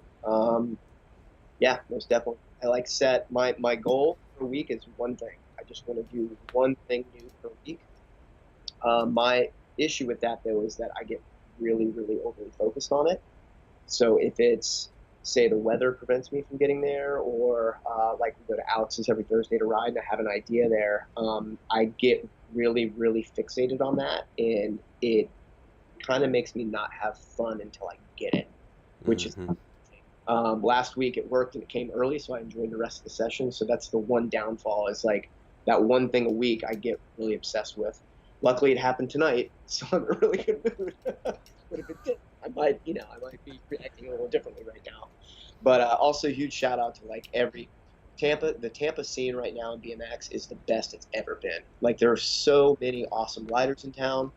Positivity is high, the stoke is high. The session tonight was so good. So I just want to thank going back to your question too, like that's a big part of me being motivated is the crew here. It's so awesome to ride with the same people who are into the same things and motivate each other. So yeah. That's great. I love to hear that. Um, I got distracted because Alan G said, "How's Alex's ribs doing?" I'm not sure, but I was like, "Did Alex hurt himself again?" Oh shoot, Lee Pack. Yeah, it's funny he asked that because Alex that happened. Yeah, Alex got wrecked on what was it, January 7th, and then he took like 3 weeks off. So to answer your question, he's doing fine. He showed up at the park tonight, and the first thing he did, he dropped in and did this wild pedal pick 270 on this new wall ride. Didn't warm up. He just did it first try. So yeah, to answer your question, he's fine. He's like totally fine. It's crazy. Go, Alex. Love it. The the scene being the best it's ever been. In my perspective, I mean, I'm sure that's not for everyone, but like for me personally, like it is so awesome. There's a different person to ride with if you want to do every day. There's a different spot to ride. So That's good. Jack, I should say. So Do you do anything to try and extend the longevity of riding for you? Anything specifically? I do. I work out every other day, just push-ups and sit-ups.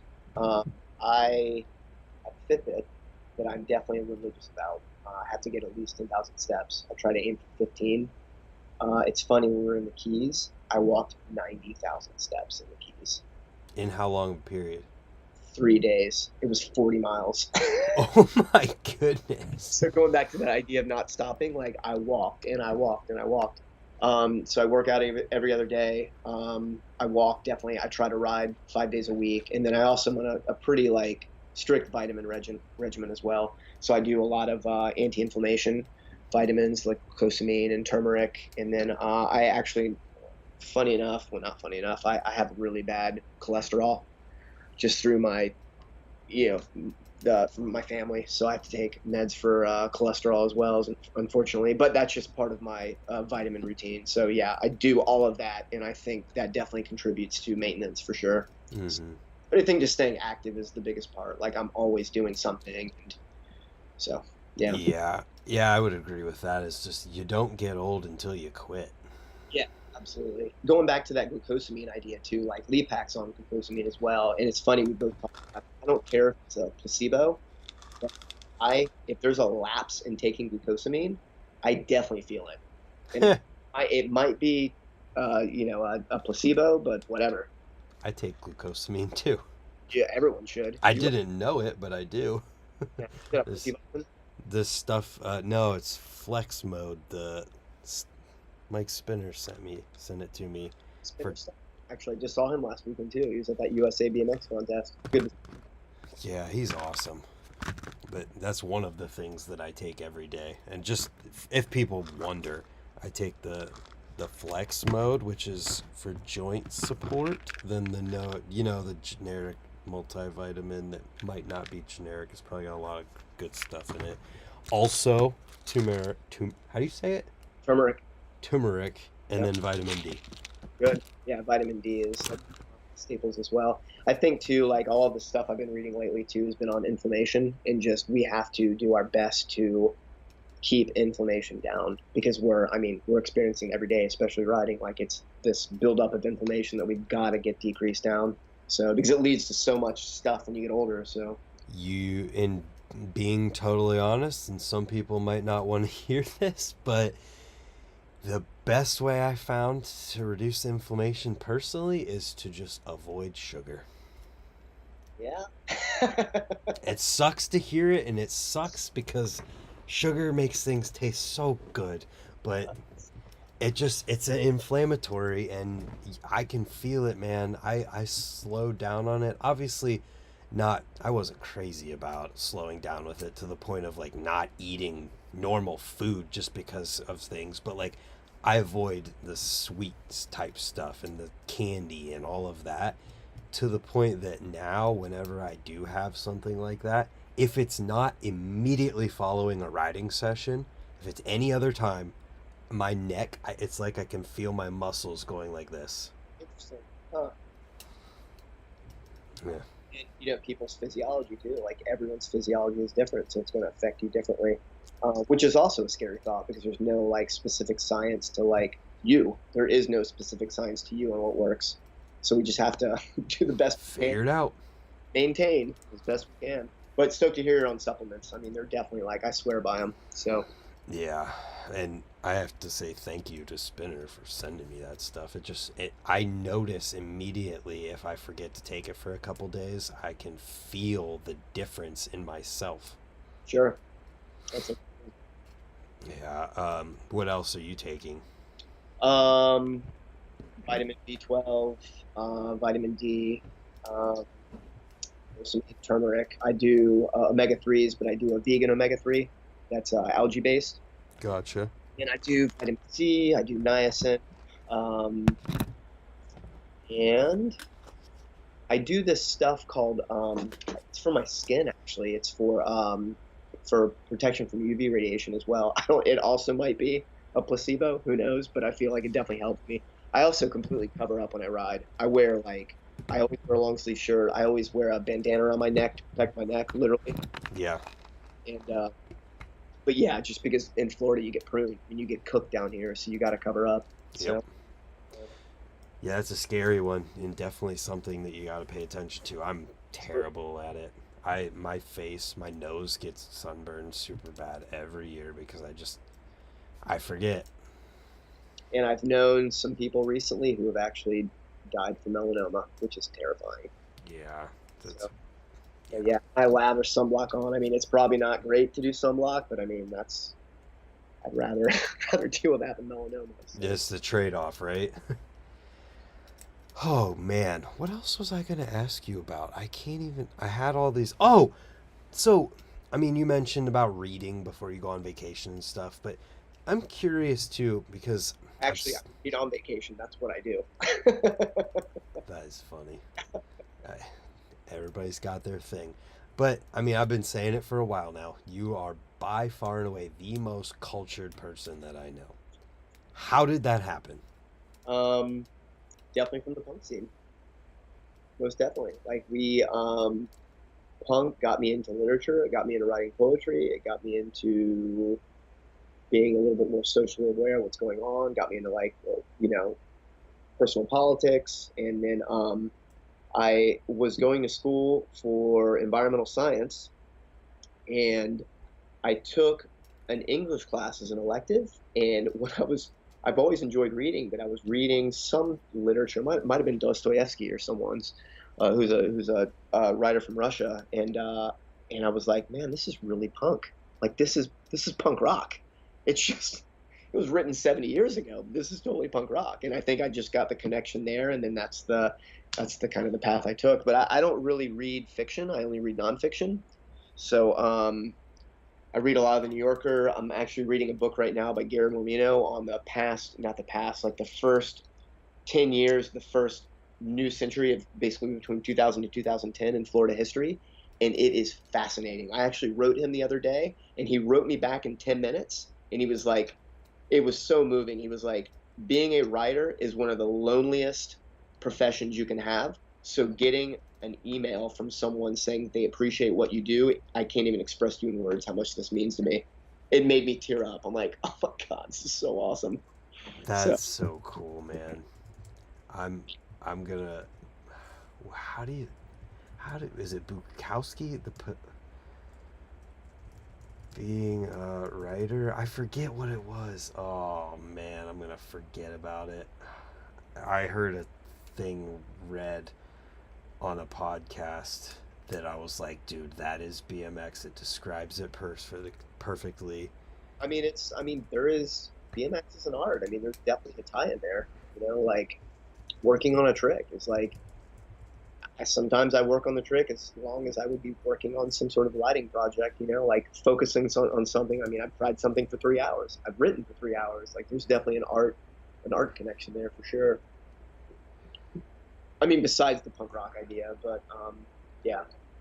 Yeah, and I'm gonna end the podcast with this thing that I'll read because, dude, it describes it so well. But I don't want to go there yet.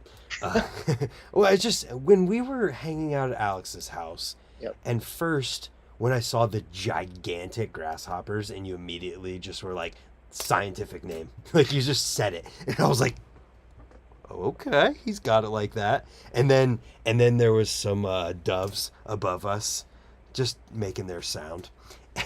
And he looked at me like, "Morning doves, probably a mating pair."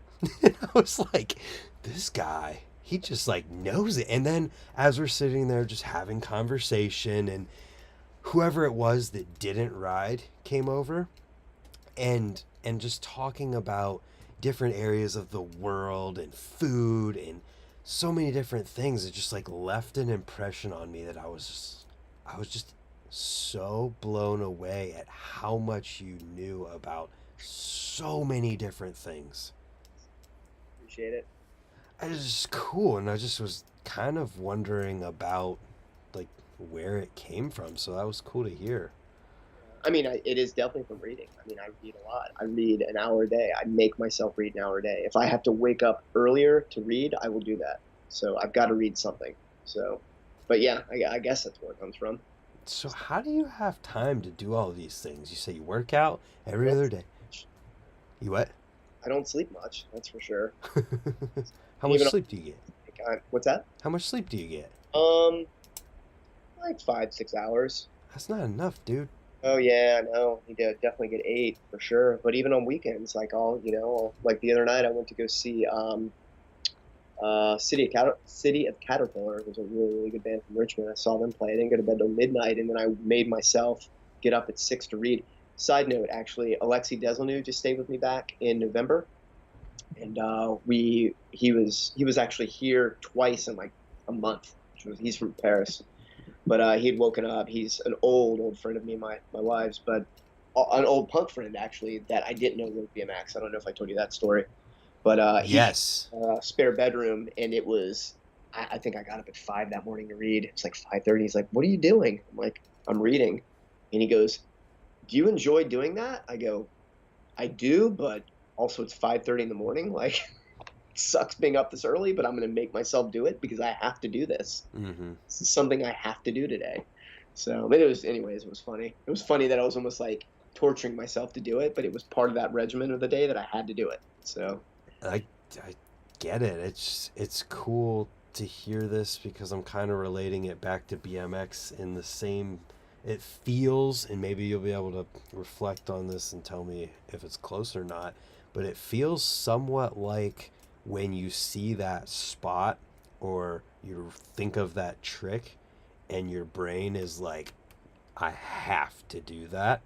And you don't know why you have to do it necessarily, but your brain is telling you that you have to do it. yeah, absolutely. Is it similar for things like reading?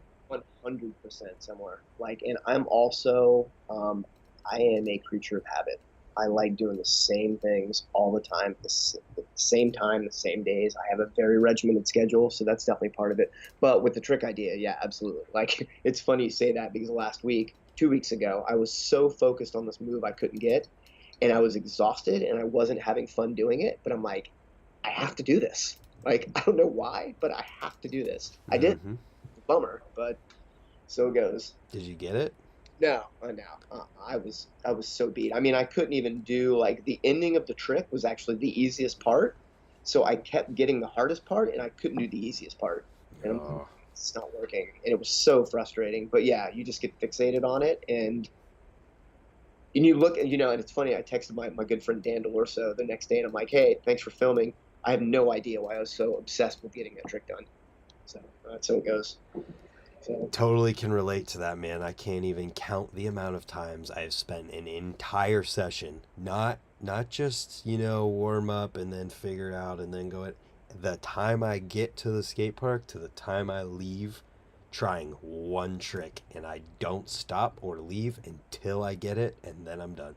speaking of, how long did it take you to do that foof to ice to 360 tap to ice to foof the around the world? So The twice around? was it twice around? Yeah. How long did that take? So I had originally wanted to do that years ago. We made a Winter Lip Lords video, I think it was 2015, and I did three. And that was going all the way around once. And it took me forever because I hadn't yet put the Oh, but time. it's three. So it's start, over, and then back. So it's three, right? Is that what you mean by three? Yeah. And then Okay, five is going around twice. twice. Okay, gotcha. So I wanted to do five. And but I knew that I couldn't, or if I did it would take me a whole entire minute because I was just slow at that trick.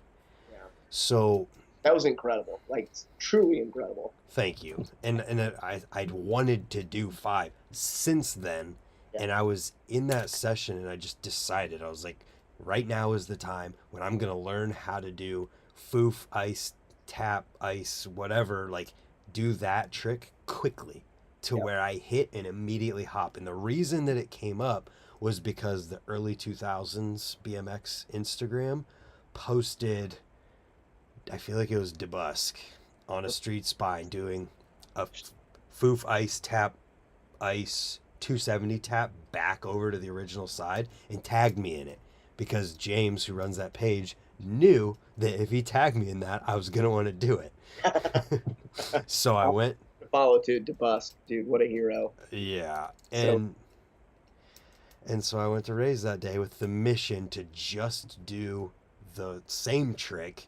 yep. But then while I figured it out, and I finally figured it out because I actually focused on doing it quickly, from foof, ice tap, and it was just like, all right, I'm going to go for four now that I'm getting three.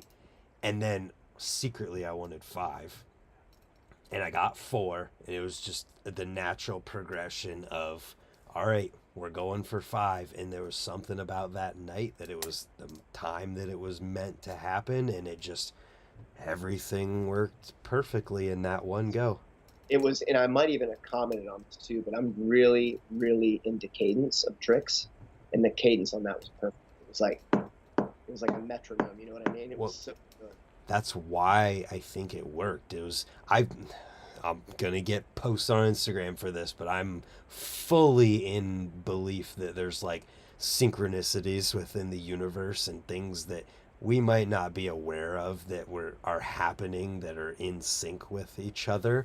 And I'm fully in the mindset of like I did everything that I was supposed to do that day to lead me to that moment, and it was just the stars lining up perfectly for that to happen.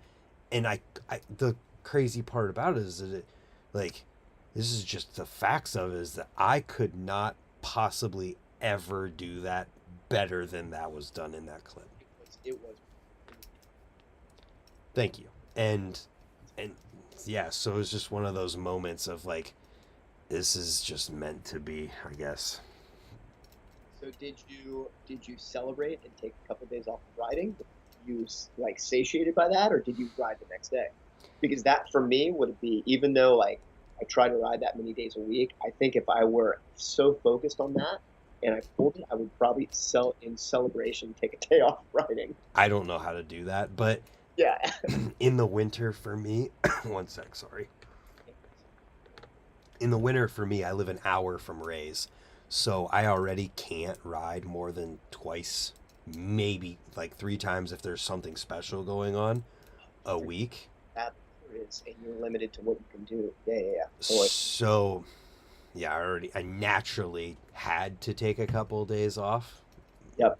but there's no, I don't know, I've never had that in me of where I land a trick and then I don't ride because I'm like so satisfied and excited. I will be done for the day after I put an entire session into a trick and I land it, but never like, oh, I did it, all right, I can give myself a couple days off. It's like, okay, I did it, now what's the next thing we're gonna Sure. film?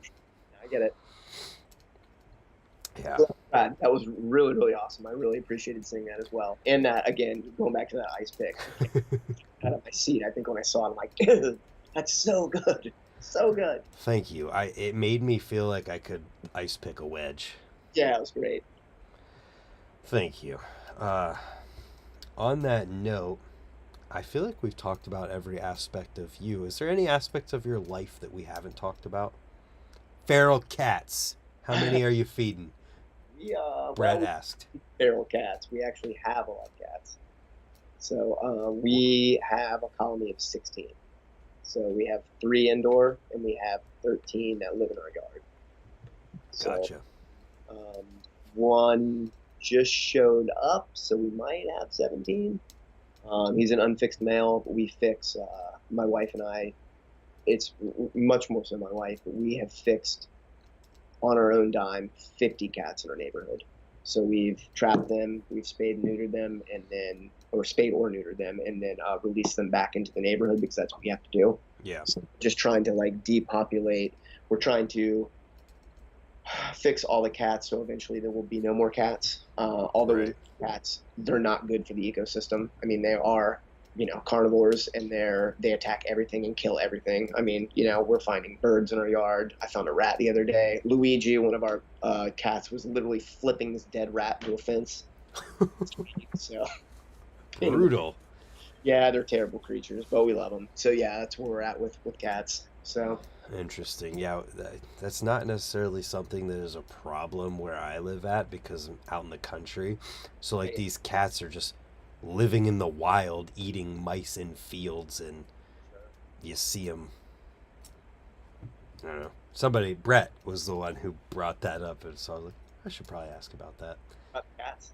Yeah, Yeah, oh, yeah. too funny. So this might not have much to do with you or our conversation.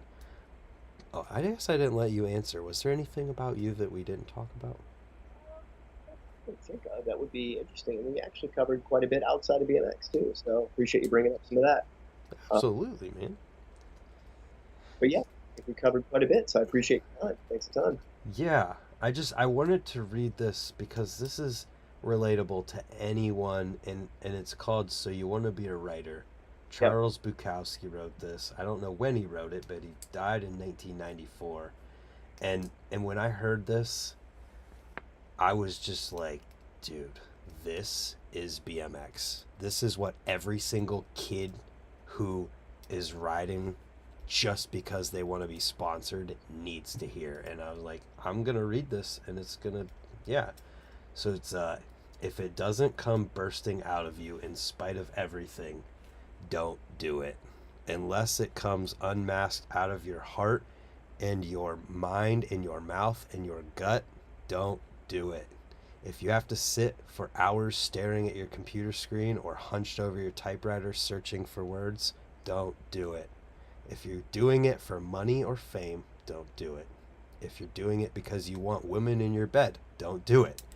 If you have to sit there and rewrite it again and again, don't do it. If it's hard work just thinking about doing it, don't do it. If you're trying to write like somebody else, forget about it. If you have to wait for it to roar out of you, then wait patiently. If it never does roar out of you, do something else. If you first have to read it to your wife or your girlfriend or your boyfriend or your parents or to anybody at all, you're not ready. Don't be like so many writers. Don't be like so many thousands of people who call themselves writers. Don't be dull and boring and pretentious. Don't be consumed with self-love. The libraries of the world have yawned themselves to sleep over your kind. Don't add to that. Don't do it. Unless it comes out of your soul like a rocket, unless being still would drive you to madness or suicide or murder, don't do it. Unless the sun inside you is bursting your gut, don't do it.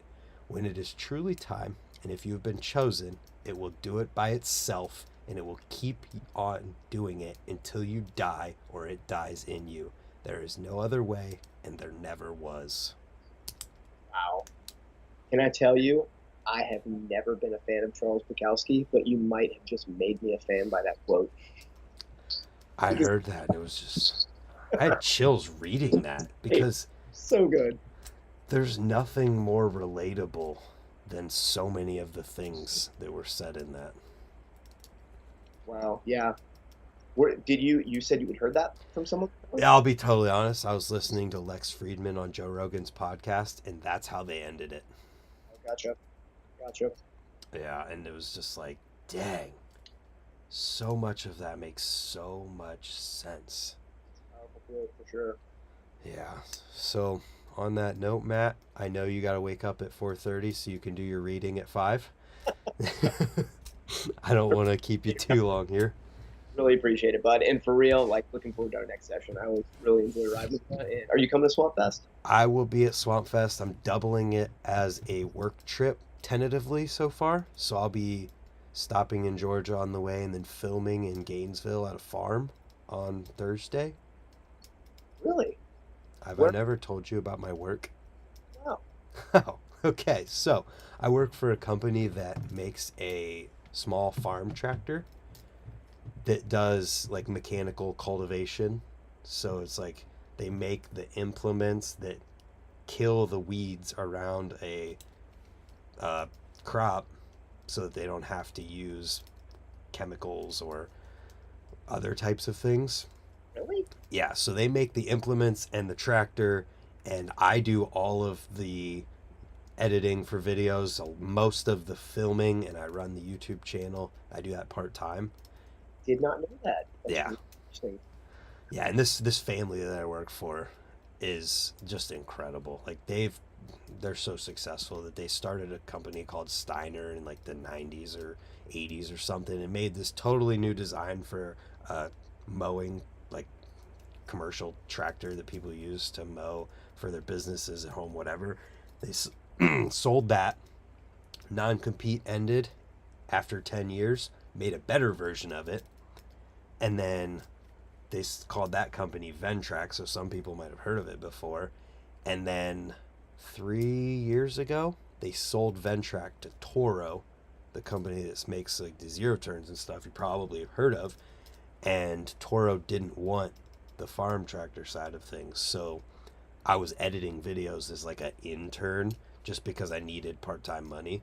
Yep. And they basically were like, we want you to be the media guy at Tillmore when we move separately, and if you can't or you don't want to, then I guess you have to find a new job. So I did it, and now, yeah, I've been doing that with them for years, and they're Wow. amazing. Could you send me a link to like that product? I'd like to check it out. Sounds Yeah. really, that's really cool. So we're out in Gainesville, not to hold you up. Where are you doing? Where's the farm in Gainesville? Oh man, I'm not totally sure right off the top of my head. What? If you Possum Creek's there, really good park. Okay. Yeah, I'm not sure what our plans are aside from that. I'm thinking I'm gonna film there Thursday, and then Swamp Fest obviously Friday and Saturday, and then we may take the whole day Sunday just to casually drive home. Okay. Well, if you could fit in a day, I'd love to have a session with you on the backyard ramps. But if you got it at home, it's understandable. We'll do it again some other time. Well, that's the thing is like it's February, so I was thinking I might want to come down to Florida when we go to the Gulf side and it's warm enough to really get in in the lake.